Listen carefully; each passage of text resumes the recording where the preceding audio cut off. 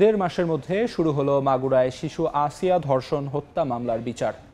4 আসামির বিরুদ্ধে অভিযোগ গঠন করেছেন আদালত। 27 এপ্রিল শুরু হবে সাক্ষ্য গ্রহণ। সকালে শুনানি শেষে হিটু শেখ সহ 4 আসামির উপস্থিতিতে এ আদেশ দেন জেলা নারী ও শিশু নির্যাতন দমন ট্রাইব্যুনালের বিচারক এম জাহিদ হাসান। শুনানিতে আদালতে নিজেদের নির্দোষ দাবি করেন আসামিরা। গত 13 এপ্রিল শিশু আসিয়া ধর্ষণ হত্যা মামলায় আদালতে চার্জশিট দাখিল করে পুলিশ।